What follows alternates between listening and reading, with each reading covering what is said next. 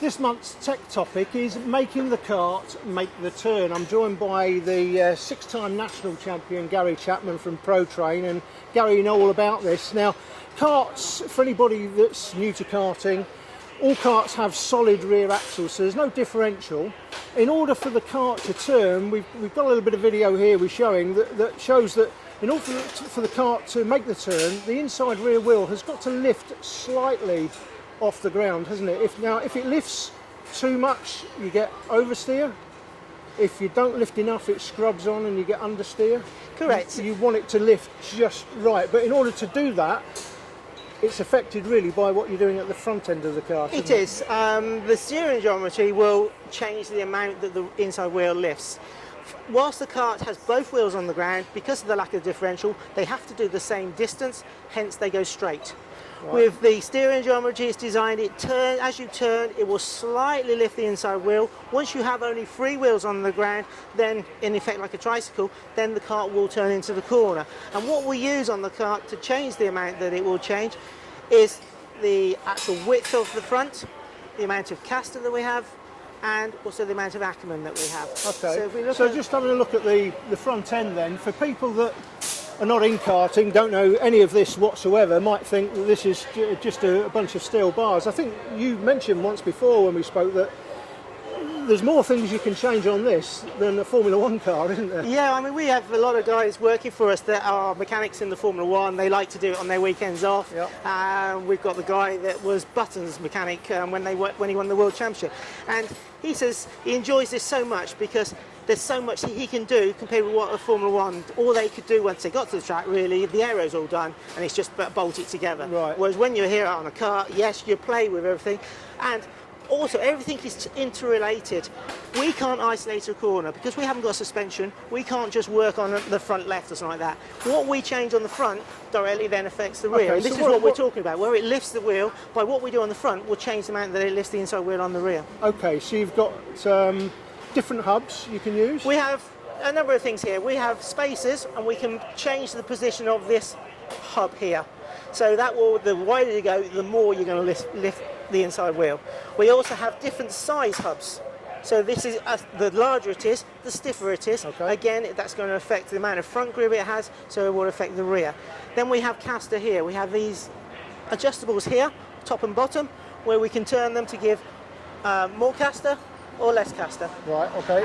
And then the final thing is we have Ackerman, which is the amount that the wheel, as you see, this one almost stops, but the inner one goes in tighter. Yeah. And the more Ackerman you have also will change the amount that it will lift on the rear. Okay, so there's a lot going on the front end then that affects the performance of the kart. Now, listen, is it fair to say, that I like to mention this with the kids, it's fair to say without the mechanic, the driver goes nowhere, does he? It's a team event, yeah. And obviously the driver is very important, but yeah, what happens to the kart is just as important. Yeah, so you remember, kids, it's your dads and your mechanics that get you to the front of the field. So Senior Max is the last race of the meeting then, and it's John Stewart and Kyle Fowley on row 1 with Joseph Riley and Jack Saffery slotting in behind. Pierce Lehane and Lars Lamberell on row 3 ahead of Sam Marsh and Nathan Aston. Interesting to see some of the drivers who'll be making their way through the field. Keep an eye particularly on Thomas Arm in the number 7. He's down the order, and Josh Collings could be a hard charger as well. 30 karts on the grid. Engines are prepared. Start the engines now, folks. This is the new starting procedure for standing starts. And what a getaway from the Antipodean Pierce Lehane. He shoots through from 5th on the grid to 2nd. Through to 2nd. What a start that was. Has he nailed the jet engine to the back of that machine? Oh, we've got contact in the first corner. Nathan Aston, I think that is. Sitting in the middle of the apex of the corner. Yes, it is. Nathan Aston. Oh, dear. So a bit too close for comfort then for Aston as he sits on the entry to the apex of the first hairpin, and he's dropped a long way back. Well, he's dropped all the way to the back now. So Kyle Fowley missed round 1, Jake. Interestingly enough, they weren't going to do any karting this year apparently, And he's decided after missing, he comes from Scotland, he's missed Rowra in Cumbria, which is really just down the road if you live in Scotland, to be honest. He's come all the way down to Kent and had a pretty good weekend so far and leading this one. Well, what a comeback, but he's got the hard-charging Antipodean Piers Lehane on his tail. Well, not so much anymore because he's lost a place, and that, shockingly, is Thomas Arm. We said to keep an eye on him working his way through the grid. I guess he's tried to, and he's come a cropper somewhere on the racetrack. Couldn't quite see where he was, but Thomas Arm is out of the race already. What a shock. He was run wide through the left-hander at Sunny Bend, wasn't he, at Rowra, and spun it round, and obviously a bit of a disaster today as well. John Stewart's having a better day this time. He's in second place there. Riley, the winner, last time won all the heats, both heats and both finals last time, Riley. It's Riley, not O'Reilly, I think, as I called him up at Rowra at one point. And he's going for the second place spot and gets it. Oh, and the 8 kart goes through as well, Jake. Yep, Lehane has lost another place, down to 5th position then, as through goes Safri to make his way up into 4th position. Looking at the timesheets, we've actually lost a few drivers on these first couple of laps. Johnson is already out, so too, as well as Thomas Arm, is Alana Taylor. It's a shame to see her on the sidelines. She should be right in the pecking order of this championship. Josh Collins as well, Jake, who finished 3rd last time. He's out as well. That is drama already then in the opening stages. A lot of retirements in the early stages. Obviously, as a result of that early contact, we saw several drivers going wide, getting a bit of a clout here, there and everywhere. Maybe too much damage on some of the drivers. But again, we've got a great scrap for the lead, and Fowley is your leader. 2nd position still must be Joseph Riley. Oh, and the 8 kart, Jack Safri's got a problem. He's pulling off the circuit, so Safri running pretty well. His chain's off. Oh, so he's lost his chain, and what an absolute sickener for Jack Safri, having a good run as well. Yeah, that's one of the worst things that can go wrong in karting when you're having a great race, when you're fighting up at the front. He was one of the top 5. He was very much a factor for the victory in this one, and through no fault of his own, chain comes off, and that's it, game over. Yeah, it's one of the few mechanical problems that you can tend to have with these Rotax engines. They're pretty bulletproof. See the details there for Riley from London. He's the 2008 Super 1 Junior Rotax champion, driving for Strawberry Racing. These engines are pretty bulletproof. We spoke to George Robinson, I've spoken to him a few times, George, about these Rotax engines and how they are or have been developed. Rotax will develop an engine with these particularly.